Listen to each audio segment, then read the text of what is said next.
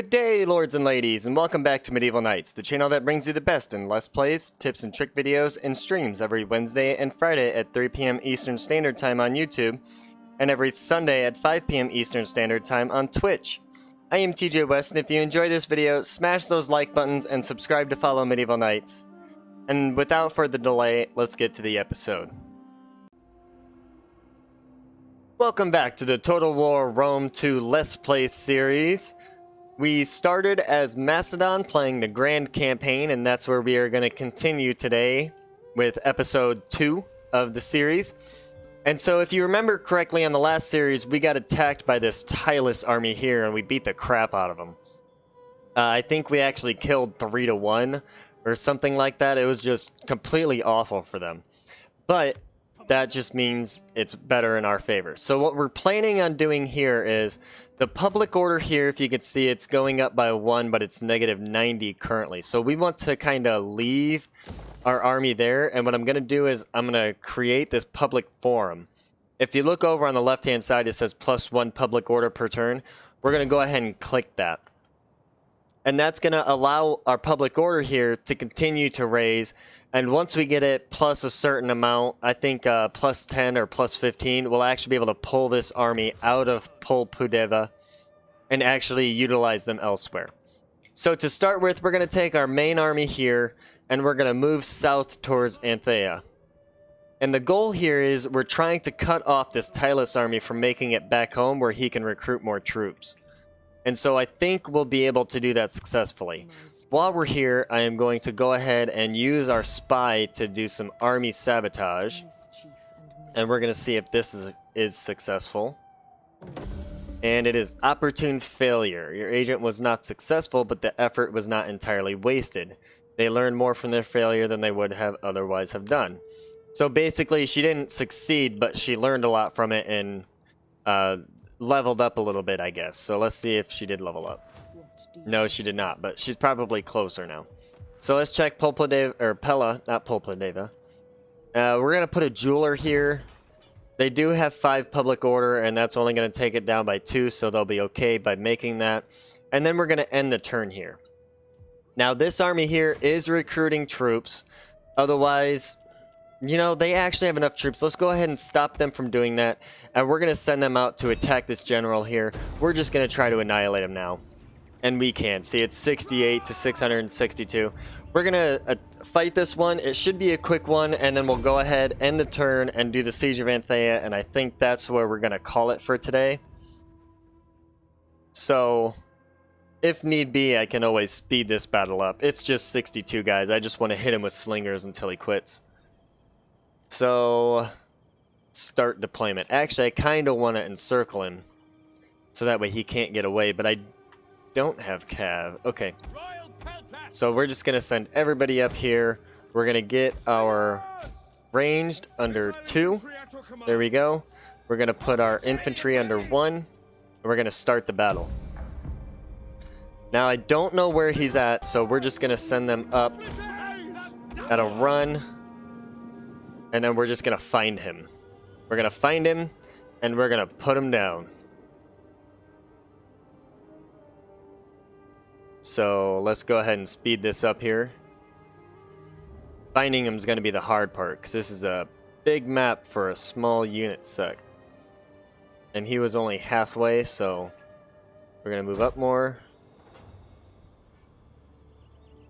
Oh, there he is. So, alright, let's slow it down again. Send 1. We're just going to send 1 to attack. We want these guys here. We want 1 over here. They are Oathsworn, so we need to get him engaged with our infantry first. And I kind of want this big infantry set to get to him. And then if need be, I can send in my general to kind of help out too. So let's go ahead and send him there. We're going to send them there. We want him engaged so we can swing our archers around back. So we are going to send them there. They are in Hoplite Wall. So actually I want you to come here. Our hidden units have been discovered. Alright, so I want him to engage. They are Oathsworn, so they do have a little bit better armor. I think my militia here, or not my militia, but my hoplites here, will do okay with them. I am going to send these guys to the back. We need to move 2 to the back there. Actually, how about right there? And then I want him to close in. I want to come over here. And we need to hurry, because if he loses too many, they're going to break, and then I won't have killed his general. So I want the backs of the Oathsworn here to the front of my archers, like that. And now these hoplites can go in there and attack. And then everybody can be going and doing their thing. Now this should eliminate this general unit. They should all fight until they die. We will just have to see what happens. Or at least they'll fight until their general falls. But since they are the only unit, they are going to have a tough time. So let's get our hoplites engaged. And as you can see, they're just getting torn up from the archer, or from the ranged in the back. They aren't archers, they're slingers and javelin throwers, so I can't really call them archers, but they're working. Alright, so our general's over here under attack for whatever reason, I don't know. We're going to inspire them, and then we're going to keep attacking. Now see, he's at 11 guys left. Look at that. We just melted him. We just melted him. Yeah. We're going to continue it until we hear their general has fallen. Oh, maybe their general fell already. Wow. We completely annihilated every single one of them, and they only killed 31 of us. So that's great. We eliminated that army out of our territory. We can take our main army over and siege their settlement, the only one they have, and that's going to force their navy out into the waters. And they're going to have to find their own way without a king. Now here we can either release, enslave, or kill. We're just going to release them. We don't need to keep them. They don't have an army to go back to. So now we're going to send him back up there to get them back in the positive. Otherwise they will revolt. And there we go. So now we're going to end the turn. He has a skill we need to place, so we're going to do that real quick. And then strategist, if we come down to tactician and navigator, those add plus 8% campaign movement range when admiral or when general. So I typically like to get those. So in order to unlock those, you have to get the strategist. Alright, so that's going to allow us to end the turn now. And now we just have to fight Anthea, and I don't want to pay you for you to have military access for me. If you don't understand that, you could stop the video at that point and kind of read it. And she's basically wanting military access, but I have to pay for it. And I'm not down with that. So we're going to attack Anthea now. And after this, I think we will call the episode. It is 780 against my 1920, so it should be a pretty easy battle. We are going to go ahead and lead with the archers first, or the slingers. And I think if we just focus on the middle here, we're going to wait and see if that fog will go away. Okay, it did. And so we're just basically going to smash through this front door. So we need those guys here. Going to put them here. And then control 1. Then we're going to do our pikemen as control 3, our ranged as control 2. And then our cavalry as control 4, general as 5. So now we have everybody set. There's that. We're going to keep our pikemen up close. We'll put the cavalry at the back and our general to the side and start the battle. And so now we're going to move 1 up and make kind of a wall. And we're going to send 2 up to attack them. We'll send 4 there and 3... Nope, 3 here. We want to make a nice thick pike wall. 2, I want you to attack them quickly. General, move up so you're not caught out. And they do have a navy, a small navy coming up to reinforce.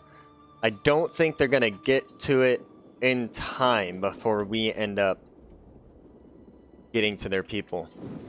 So we're going to take a companion cav and just kind of move up here. We're also going to take these guys, move over there. These guys are going to attack there. I'm just kind of picking people right now. I don't necessarily have to have a perfect wall. So we're going to move these guys around those infantry there and just get them out of the way. And have those guys attack. And now we're going to send our cavalry back to attack those archers there. These guys we're going to send around. And we're going to have these guys attack those Thracian warriors. Those, we're going to send those pikemen to attack the Thracian warriors. And then these guys are going to come up to attack the general. My general, I'm going to pull back a little bit. I'm going to pull this cavalry around. And now it's time to smash. So we are going to get up in there and smash it. Move these guys up. 2, you can move up now. Cavalry, you can move around. And then these cavalry, I'm going to have them come around and smack them too. Okay, now hoplites. I want you to try and sneak back here. And just try to get behind them, basically. Alright, and now I can come up and smack these guys with my cav. Smack these guys. I want these to go straight over to here. Alright. And now these guys over here as well. Because it looks like they're going to land and then come up this way. And so if I have a hoplite wall that they have to run into, it's going to stop them right now. They won't even be able to enter the city that was once theirs. And we're going to put some pikes over here. We're going to put the last set of pikes that we didn't grab here. And we're going to put them over here. Just so that way these guys don't think, well, they don't have this secured, so we can just go over there and do what we want. And then 2, I want you in the town. The town protects slingers better just because there's more areas for the infantry to cover. So we are going to do this here and have these 2 cover that. And then if you push and hold spacebar, you can actually bring up the yellow dots where your people are going. So I want them there. I'm going to bring him up just to bring him up. These guys as well, we're going to bring them up. And they're going to add bodies to the walls when we finally get engaged upon. So all they're basically doing, the pikemen here are going to keep the distance. The hoplites are for when the people get too close. So I could actually pull these hoplites back now that the pike wall is formed. Now I don't have a full pike wall over here that can be placed, so I am going to leave my hoplites kind of intermingled into my pike wall. And what that's going to do is, since there will be spaces on the left and right of my pikes, the hoplites are going to fill those voids so people can't get around the sides of my pikes. And it looks like it's working perfectly. So as you can see, they're getting funneled into my pikes. And it's going to be a tough fight for them because they don't have anything that can reach that far. So they immediately just crash against the wall. And now pokey pokey. But as you can see, they do sometimes have to pull out a sword and get them pushed back. So the more people they kind of pile on top, the harder it gets to hold them. But that's why we have hoplites back here, because hoplites can come intermingle. And then I can do that and have him go there. Pull up another unit to go to the back one. Pull him up to go to there. And that's why you want to keep extra troops in the back here. Make your front line. And then as you need them, just pull troops from the back away to fill in the voids of the front line. Now, I'm not using my archers on these guys. I probably could, my slingers, my ranged, but I didn't need to. As you can see, they didn't even get into combat before they decided to run. So even though they're full, it says they're shattered. So they're just gone. And now these guys are shattered, but they're still trying to run, like, through my pike wall. So they're just getting eaten up by whatever troops I have there at the time.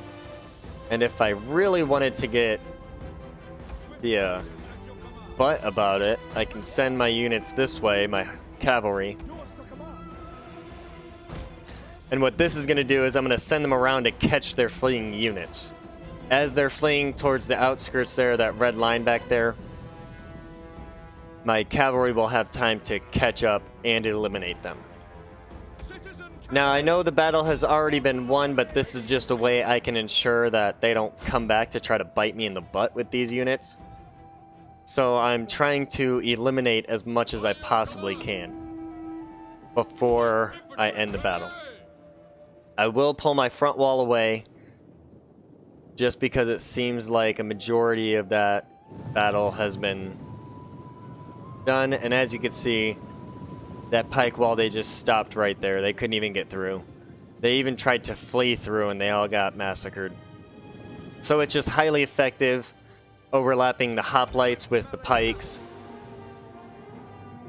And then using your cav to just kind of come through and clean everything up. Where did my other cav go? There they are. They're taking their time. So let's get them running.